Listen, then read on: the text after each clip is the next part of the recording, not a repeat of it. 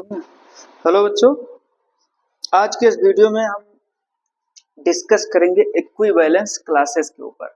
Equivalence classes से पहले हमने प्रीवियस कई सारे वीडियो में मैंने इक्विवेलेंस रिलेशन पर बात किया। इक्विवेलेंस रिलेशन क्या होता है, उसमें हमने डिटेल में स्टडी किया कि कैसे रिफ्लेक्सिव होते हैं, कैसे सिमेट्रिक होते हैं और कैसे ट्रांजिटिव होते हैं। आज के इस वीडियो में हमारा मेन टॉपिक है इक्विवेलेंस क्लासेस, जो कि बहुत इंपॉर्टेंट टॉपिक है। और किसी सेट पर जो रिलेशन डिफाइन होता है उस सेट को, हालांकि वो रिलेशन पहला टर्म और कंडीशन है कि वो रिलेशन इक्विवेलेंस रिलेशन होना चाहिए। उसके बाद में बेटा उस सेट को जो है दो पार्ट में तोड़ा जाता है और फिर ये देखा जाता है कि जो है एक सेट का उसके जितने सारे एलिमेंट हैं एक दूसरे से कैसे इंटरकनेक्टेड हैं, दूसरे सेट के जितने सारे एलिमेंट हैं वो एक दूसरे से कैसे इंटरकनेक्टेड हैं, उस डिफाइंड रिलेशन के माध्यम से उन सारी चीजों पर हम बात करने वाले हैं। तो ये हमारा टॉपिक है जो है इक्विवेलेंस क्लासेस। इक्विवेलेंस क्लासेस, ये देखिएगा।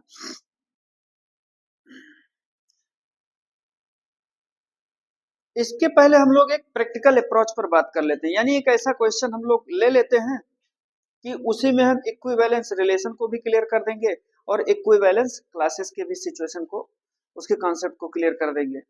I hope you will find out and got this concept in very easy way. मेरी कोशिश यही है कि ज्यादा ज्यादा लैंग्वेज पर ना फोकस करके एक क्वेश्चन के माध्यम से इस पूरे कॉन्सेप्ट को जो है फिनिश कर दिया जाए। तो लेट्स स्टार्ट। बेटा एक मैंने ये क्वेश्चन लिया कि लेट हमारा ये कोई एक सेट है 1 2 3 4 एंड 5 और बेटा इस पर हमारा एक रिलेशन डिफाइंड है R equal to order pair A comma B such that modulus of A minus B is even number. ये देखिएगा, अब रिलेशन ये जो हमारा है, relation is already subset of a Cartesian product, या पहले जानते हैं। तो बेटा पहले इस सेट का जो है आप कार्टेशियन प्रोडक्ट फाइंड आउट कर लो। ये क्या हो जाएगा, A cross A equal to ये 1 2 3 4 एंड ये 5 और फिर इसका हो जाएगा 1 2 3 4 एंड 5। ये आपका क्या हो जाएगा, यहां से देखिए दो सेट डिस्क्रिप्शन में दिख रहे हैं, एक ये वाला एक वाला। हालांकि सेट तो एक ही है लेकिन फेज दो हो गए, तो इसके सारे एलिमेंट से मल्टीप्लाई होंगे। और आपको मल्टीप्लाई में नहीं लिखना है भाई, ऑर्डर पेयर में लिखना है।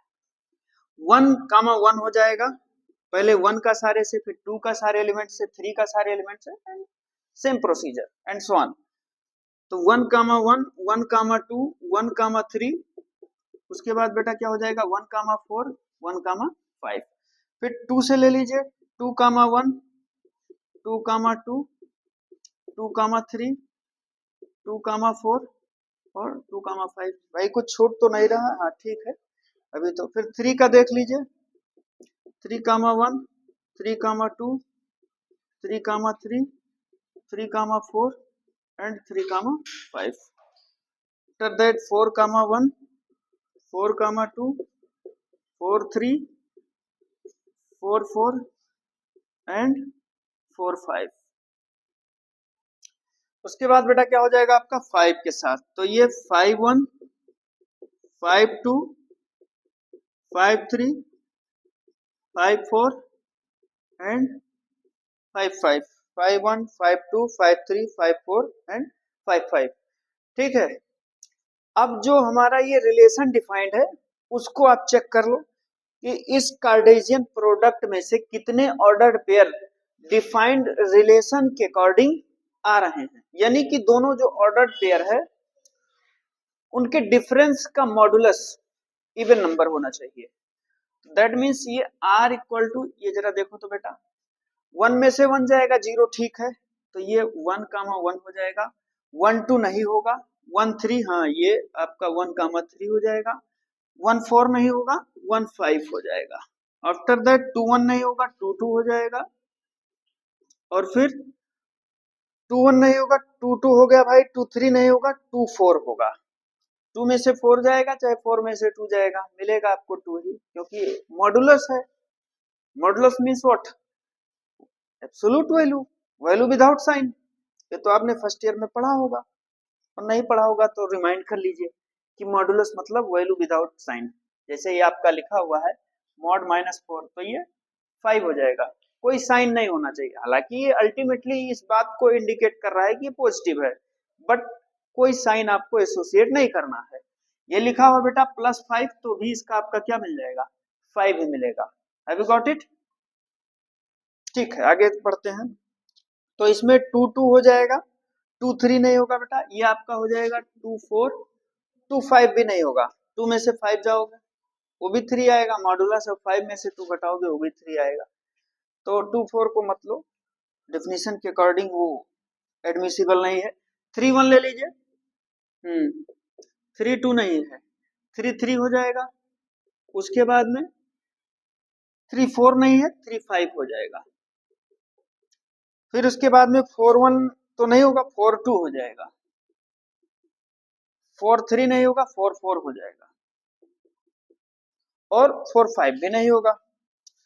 आफ्टर दैट ये 5 1 5 2 5 3, ओ सॉरी क्या हम कर रहे हैं, 5 में से 1 जाएगा तो 4 हो जाएगा, 5 2 नहीं होगा, 5 3 हो जाएगा। यहां से देख लीजिए बेटा, ये हमारा क्या हो जाएगा? 5 3 हो जाएगा। 5 में से 2 गए 3 नहीं होगा, 5 में से 3 गए 2, 5 4 नहीं हो जाएगा, और 5 5 हो जाएगा। 5 5 ये दिस इज ए रिलेशन। बेटा ये हमारा क्या लिखा? ये रिलेशन हमको फाइंड आउट हुआ। अब हमको इसको पहले चेक कर लेना है कि क्या ये इक्विवेलेंस रिलेशन है। तो इक्विवेलेंस रिलेशन के लिए बेटा पहले आपको क्या करना है? रिफ्लेक्सिविटी चेक कर लेना है। तो रिफ्लेक्सिव में क्या है? उस सेट के सारे एलिमेंट के डबलेट मिलना चाहिए। यानी क्या बताया रिफ्लेक्सिव रिलेशन में? Reflexive relation is a binary relation in which all element of sets are related to itself. बात को समझो कि भाई उस सेट के जितने एलिमेंट हैं वो खुद से रिलेटेड होने चाहिए। अगर जो एक भी एलिमेंट का डबलेट डिस्टर्ब हो रहा है तो that is not admissible according to the definition of reflexivity. Have you got it? For all a belongs to उस सेट से। अब यहां पर देखिए बेटा, इस सेट में कितने एलिमेंट है? 1 2 3 4 5। तो देखो भाई 1 का डबलेट मिल रहा है 1 1, फिर 2 का मिल रहा है 2 2, ध्यान से दीजिएगा 3 का भी 3 3, 4 का भी 4 4, और बेटा फिर 5 का भी 5 5। तो B observe that in this mention relation the doublet of the each element of mentioned set are present now. That's why we can say that conveniently this relation is a reflexive relation. तो reflexive relation में क्या कर दीजिए? Okay कर दीजिए। आप दिखा भी सकते हैं कि भाई हाँ हर एलिमेंट का डबलेट मिल रहा है, 1 1 रिलेटेड है, फिर क्या है 2 2 रिलेटेड है। अब ऐसे में लिखेंगे तो सारे एलिमेंट का लिखना पड़ेगा, है ना। 3 3 रिलेटेड है, फिर 4 4 भी रिलेटेड है, and 5 5 also related to each other. तो ये हमारा डबलेट का सिचुएशन हो गया। अब दूसरा कंडीशन इसमें क्या हो जाएगा बेटा? सिमेट्रिक। सिमेट्रिक का क्या है कि A, B belongs to R, तो इंप्लाई दैट B ये also related to each other. यानी कि अगर जो A B से रिलेटेड है तो B भी A से रिलेटेड होना चाहिए। तो यहां पर क्या देखेंगे कि हर ऑर्डर पेयर का अपोजिट मिलना चाहिए। जैसे देखिए 1 1 तो खुद में है, इटसेल्फ है, डबलेट तो इटसेल्फ सिमेट्रिकल वो होते हैं, नो डाउट उसमें, लेकिन उसमें जो है आपको चेक करने की जरूरत नहीं है। जिसमें डिफरेंट एलिमेंट्स ऑर्डर पेयर में उसमें आप चेक करिए। जैसे 1 3 है तो बेटा 3 1 भी मिल रहा है, 2 4 है तो भाई क्या दिख रहा है 4 2 भी मिल रहा है, 3 5 है तो 5 3 भी मिल रहा है, 5 1 है तो 1 5 भी मिल रहा है। तो ये सारे एलिमेंट के जो है अपोजिट मिल रहे हैं, तो that's relation is also symmetric relation. और लास्ट में है जो है ट्रांजिटिव। ट्रांजिटिव में आप जानते हैं कि ए बी से रिलेटेड है, बी सी से रिलेटेड है, तो ये क्या होना चाहिए, पहले का रिलेशन ये थर्ड के साथ, तो इम्प्लाइज दैट क्या हो जाएगा, ये हमारा क्या हो जाएगा बेटा, सी से रिलेटेड हो जाएगा। अब जैसे आप देख लीजिए यहाँ पर मैंने एक ऑर्डर पेयर ले लिया कि 1 3 से रिलेटेड है, और उसके बाद में 3 1 से भी रिलेटेड है, तो ये पहले का थर्ड से, तो 1, 1 is also related. We can check 1, 1 is also present in the mentioned relation now. तो ऐसे बहुत सारे हैं, जैसे देखो बेटा 1 5 से रिलेटेड है, 5 1 से रिलेटेड है तो फिर 1 1 हो जाएगा, 2 2 से है, 2 4 है तो 2 4 हो जाएगा, 4 2 है तो फिर 2 2 है तो फिर वो आपका 4 2 हो जाएगा, 5 3 से रिलेटेड है, 3 5 से रिलेटेड है तो 5 5 भी हो जाएगा। मतलब इसमें कोई बच नहीं रहा है, कोई एलिमेंट ऑर्डर पेयर का जो है बच नहीं रहा है, एक भी ऑर्डर पेयर नहीं बच रहा है। अगर जो एक भी ऑर्डर पेयर डिस्टर्ब हो गया, ए बी से रिलेटेड है, बी सी से रिलेटेड है और ए सी से नहीं रिलेटेड है, तो वो ट्रांजिटिव रिलेशन नहीं होगा। आप ध्यान से सुनो, ए और बी का कनेक्शन मिल रहा है, रिलेशन मिल रहा है, बी सी का मिल रहा है, लेकिन ए और सी का नहीं मिल रहा है, तो that is not admissible according to the definition of transitive relation. समझ रहे हैं ना बात को। और अगर जो खाली एक ही मिल रहा है, ए बी से रिलेटेड है, बी सी की बातें नहीं है, तो ए सी की बात कहां से होगी, तो वहां पर ट्रांजिटिव होगा।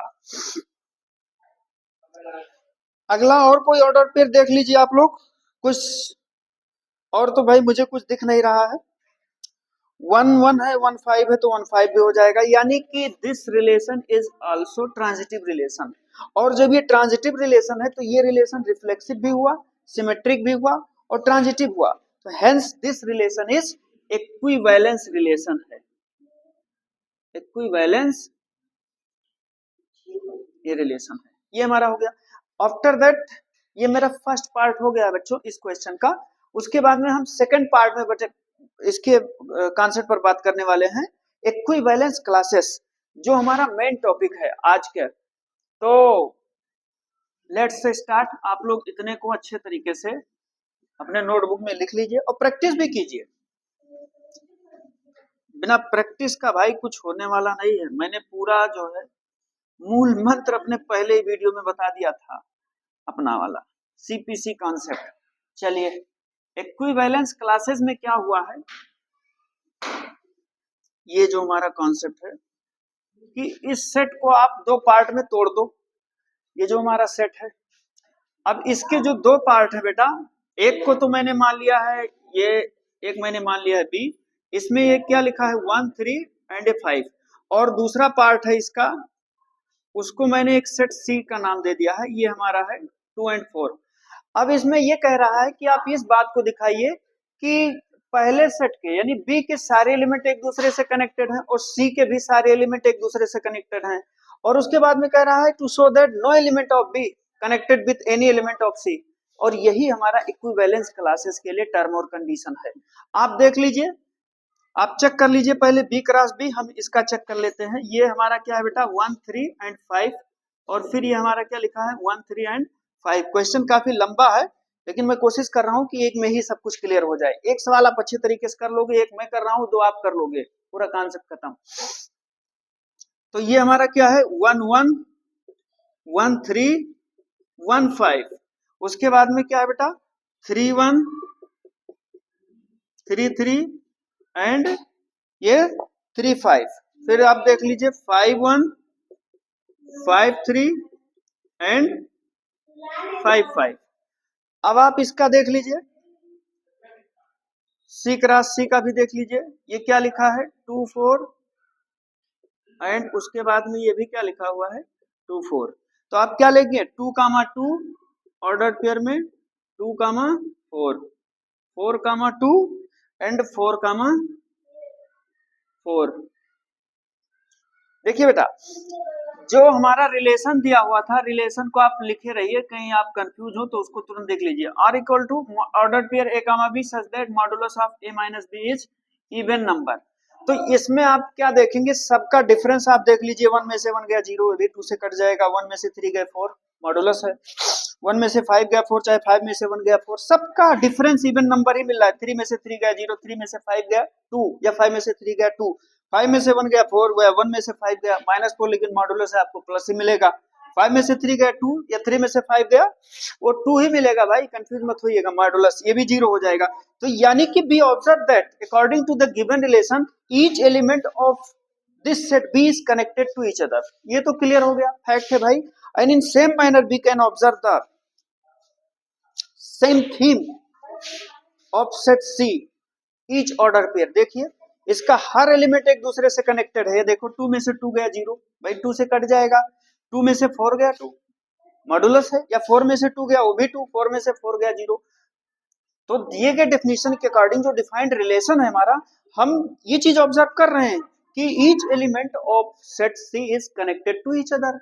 बट अगर जो इसी चीज को हम लोग देख लें बेटा कि बी क्रॉस सी का देख लें, किसका देख लें कि बी क्रॉस सी का भी हम ये चीज चेक करना चाहते हैं कि क्या बी का भी कोई एलिमेंट सी से कनेक्टेड है। तो यहां पर देखो ये 1 3 5 है, और यहां पर क्या लिखा है बेटा, ये 2 4। तो आप एक बात बताओ, यहां से चेक कर लो 1 2 एंड 1 4। उसके बाद में क्या लिखा है 3 2 और फिर ये 3 4, और उसके बाद में क्या लिखा है 5 2 एंड 5 4। चेक कर लिया जाता है 1 2 1 4 3 2 भाई, हाँ 3 4 5 2 5 4। आप चेक कर लो इस दिए गए रिलेशन के अकॉर्डिंग कि क्या एक को ऑर्डर पेयर है, एडमिसिबल है। 1 में से 2 घटाओ भाई, -1 +1 आ जाएगा, मॉडुलस है। सब ऑड नंबर है, एक को इवन नंबर नहीं यार। 1 में से 4 गया 3 ऑड, 3 में से 2 गया 1 ऑड, 3 में से 4 गया वो भी 1 ऑड, 5 में से 2 गया वो भी 3 ऑड, 5 में से 4 गया वो भी ऑड। तो यानी ये बात सही है। हमने ये चीज ऑब्जर्व किया बेटा कि इस सेट बी का कोई भी एलिमेंट सी के किसी भी एलिमेंट के साथ कनेक्टेड नहीं है। तो कॉन्विनेंटली हम इक्विवेलेंस क्लासेस के लिए जो पॉइंट लिख रहे हैं, ठीक है बेटा, उसको आप जो है माइंड कीजिएगा, ध्यान से सुनिएगा। Listen carefully what statement I right here in the reference of equivalence classes कि ईच एलिमेंट, ये क्या लिखा, each element of set D is related to each other। ये चीज मिल गया। दूसरा है सी वाले में भी वही बात है भाई, सी का भी तो हर एलिमेंट एक दूसरे से रिलेटेड था। Each element of set C is related to each other, ठीक है। और तीसरा कंडीशन क्या था बेटा, no element of B is connected with any element of C.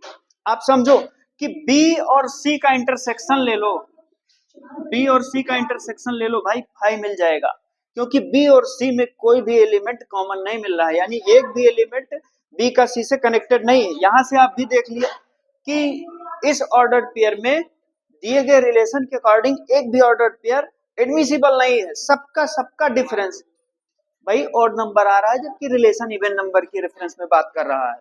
और डी वाला जो पॉइंट है बेटा कि इन दोनों सेट का यूनियन अगर जो ले लिया जाए बी यूनियन सी, तो ये हमारा वही सेट मिल रहा है, ये ए वाला। और आपने यूनियन इंटरसेक्शन का कॉन्सेप्ट तो फर्स्ट ईयर में पढ़ा ही होगा।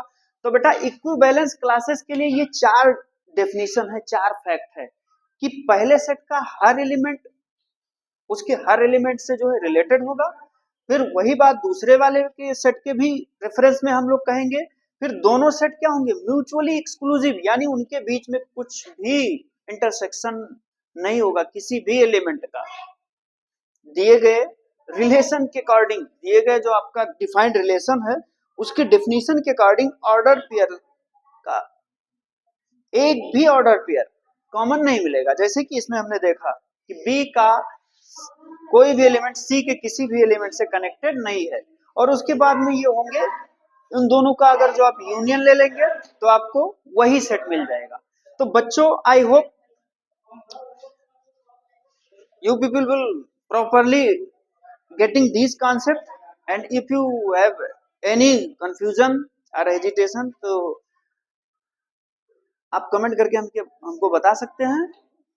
उसको हम लोग और कुछ इजी वे में ट्राई करेंगे, कोशिश करेंगे कि जिसको आप लोग अच्छे तरीके से गेटअप कर लो, क्योंकि कॉन्सेप्ट बहुत मेन पॉइंट है मैथमेटिक्स के लिए। सवाल लगाना अलग बात है भाई, कॉन्सेप्ट समझ लीजिए। इसीलिए ये थ्योरी इसमें इतना ज्यादा था बेटा कि मैंने एक क्वेश्चन के माध्यम से इसको क्लियर करने का कोशिश किया है। बाकी बात हम लोग अगले वीडियो में करेंगे। Thank you.